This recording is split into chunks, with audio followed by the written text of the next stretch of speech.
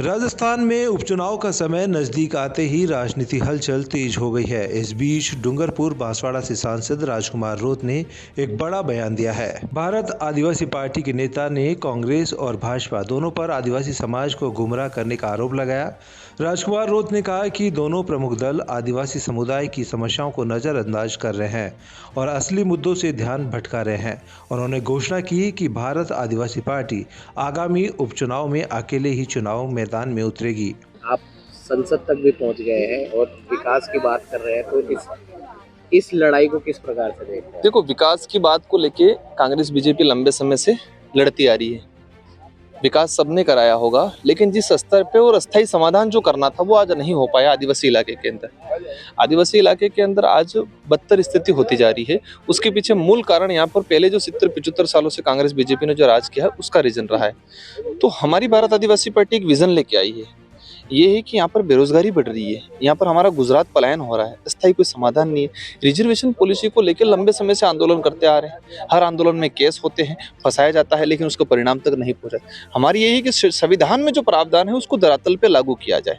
यहाँ पर best education, एक कमरे में 3-3 क्लास के बच्चे बैठ रहे हैं और कह रहे देश आगे बढ़ रहा है। किस स्थिति में ले जा रहे हैं?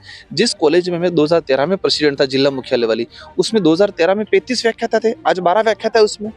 तो निजीकरण को बढ़ावा देने के लिए सरकारी सिस्टम को इस इलाके में खत्म कर दिया जा रहा है। एक गरीब परिवार जिसको 2 टाइम खाने का भोजन नहीं मिल रहा है, वो उस सरकारी को छोड़ के निजी में 20-25 हज़ार रुपये दे के कैसे कॉलेज करेगा? तो ये लड़ाई है हमारी।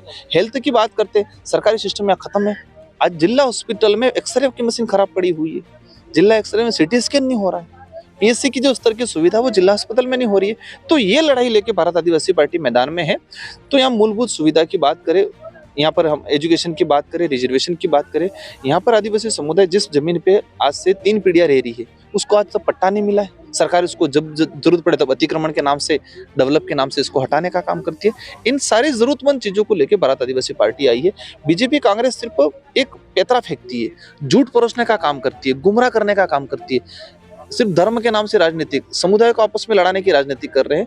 तो भारत आदिवासी पार्टी की आइडियोलॉजी को यहाँ के स्थानीय लोग समझ चुके हैं, इसलिए फुल फ्रेश हमारे साथ है और भारी बहुमत से जीतेंगे। आदिवासी और वनवासी की जो लड़ाई है उसे लेकर आरएसएस ने आदिवासी की आइडेंटिटी खत्म करने का काम किया। हमारी आइडेंटिटी, हम लोग जब तक रहेंगे, जो हमारी आइडेंटिटी है, और आइडेंटिटी आदमी को आत्मनिर्भर और एक स्वाभिमानी बनाती है। तो यहाँ की जो आइडेंटिटी, कल्चर को खत्म करने का काम किया, पूजा पद्धति को खत्म करने का काम करते हैं। संबोधन का जो शब्द है, इस इलाके में विशेषकर आदिवासी समुदाय को आदिवासी कहा जाता है, उन लोगों ने वनवासी शब्द थोपा गया। तो आइडेंटिटी खत्म करने की पॉलिसी के हिसाब से उन्होंने वनवासी कहा है, लेकिन यहाँ के लोगों को समझ में आ गया है और बीजेपी के लोग भी बोलना शुरू हो गए। इस बीच 84 विधानसभा क्षेत्र से बाप के उम्मीदवार अनिल कटारा ने भी जनता से संवाद किया। कटारा ने अपने चुनावी मुद्दों को साझा करते हुए कहा कि उनका दृष्टिकोण जनता के लिए फायदेमंद होगा। विधायक प्रत्याशी अनिल कटारा जी हमारे साथ मौजूद हैं। अनिल जी, जनता ने राजकुमार भाई को आगे बढ़ाया और उसके बाद राजकुमार जी अब दिल्ली तक पहुंच गए हैं। अब जयपुर की विधानसभा में आपको यहां से जनता भेज रही है, क्या कहना चाहेंगे? देखिए, हमारी जो विचारधारा हमारी जो व्यवस्था है, व्यवस्था के अनुरूप मुझे जो जिम्मेदारी दी गई है, हम प्रयास करेंगे कि राजकुमार जी ने जो इस विधानसभा और राजस्थान में जो छवि बनाई, उस छवि को हम बरकरार रखने की पूरी कोशिश करेंगे और जनता की जो डिमांड है, जो मांगे हैं, उन मांगों को भी पूरा करने की कोशिश करेंगे। तो विशेष तौर पर आदिवासी बेल्ट की बात कर लें, 84 विधानसभा की बात कर लें, तो सड़कें तो बन रही हैं नो डाउट, लेकिन क्या कुछ और विशेष ऐसी बातें हैं जो आप यहाँ के ग्रामवासियों के लिए, यहाँ के निवासियों के लिए? शिक्षा पे काम करना है। यहाँ लाइब्रेरीज और कोचिंग की बहुत समस्या है। हम चाहते हैं कि हमारे युवाओं को शिक्षा के क्षेत्र में बेहतर सुविधा मिले। जैसे कि जयपुर और जोधपुर में अच्छे लेवल की कोचिंग सेंटर्स है, यहाँ पर इस लेवल का कोचिंग सेंटर्स नहीं है। तो मेरा पूरा प्रयास रहेगा कि हमारे 3 यहाँ पंचायत समितियाँ, जोधपुर, सिमलवाड़ा और चिखली, तो वहाँ पर हम जो ग्रेजुएट जो हमारे युवा हैं उनके लिए बेहतर कोचिंग सेंटर्स उपलब्ध कराए। उसके साथ साथ शिक्षा के भी नवाचार लाए। हम शिक्षा के नवाचार लाए, इस क्षेत्र को अच्छे से हमारा जो शिक्षा का है वो अच्छा सा वो मिले। हाँ। शिक्षा की आप बात कर रहे हैं, तो वहीं कुछ महीने पहले शिक्षा मंत्री मदन दिलावर जी ने आदिवासियों के ब्लड जांच करने की एक बात कही थी, वो विवाद भी काफ़ी चला था।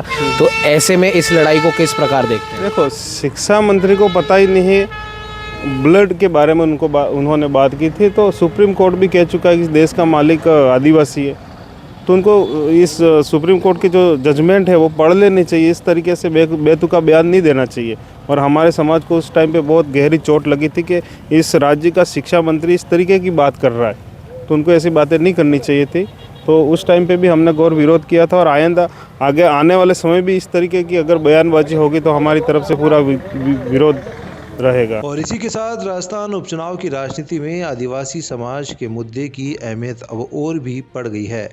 राजकुमार रोत के बयान और अनिल कटारा की रणनीति से यह साफ हो गया है कि आगामी चुनाव में कई महत्वपूर्ण सवालों के जवाब जनता को ही देने होंगे। क्या आदिवासी